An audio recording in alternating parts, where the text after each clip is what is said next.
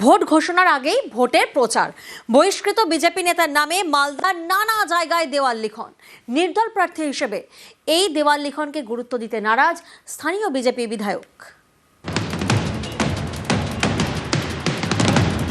দেওয়ালে ভোটের প্রচার, নির্দল প্রার্থী নিতাই মণ্ডলের নামে দেওয়াল লিখন।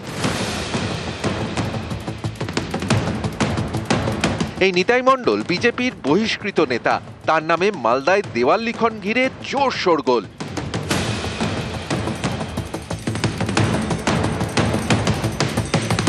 সামনেই বিধানসভা ভোট, তবে ভোটের দিন এখনো ঘোষণা হয়নি। এরই মধ্যে মালদা বিধানসভা এলাকায় শুরু হয়ে গিয়েছে দেওয়াল লিখন নিতাই মণ্ডলের নামে।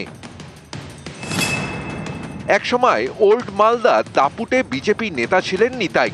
2021 সালে বিধানসভা ভোটে নিতাইকে প্রার্থী করেনি বিজেপি, তারা প্রার্থী করে গোপাল সাহাকে। ভোটের প্রচারে গুলিবিদ্ধ হন গোপাল সাহা। তাকে খুনের চেষ্টা এবং ষড়যন্ত্রের অভিযোগে নিতাই মণ্ডলকে গ্রেফতার করে পুলিশ। এরপরই তাকে দল থেকে বহিষ্কার করে বিজেপি। মাসখানেক পর জামিনে ছাড়া পান নিতাই। এই নিতাই মণ্ডলের নামেই ভোট প্রচার, দেওয়াল লিখন।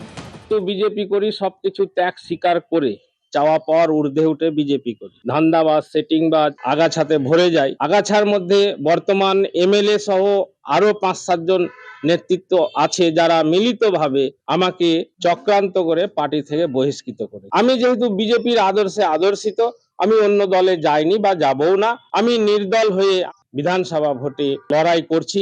যে কোনো ব্যক্তি বিধানসভা ভোটে প্রার্থী হতেই পারে, সেই হিসেবে সে দেওয়াল লিখন করছে, দেখলাম, ভাবছি যে প্রার্থী উনি হবেন। এখানে কোনো এফেক্ট কোনো কিছু নাই। মালদা বিধানসভা বিজেপির এটা। মালদা থেকে ক্যামেরায় লিপেশ লালার সঙ্গে সেবক দেব শর্মা, নিউজ 18 বাংলা।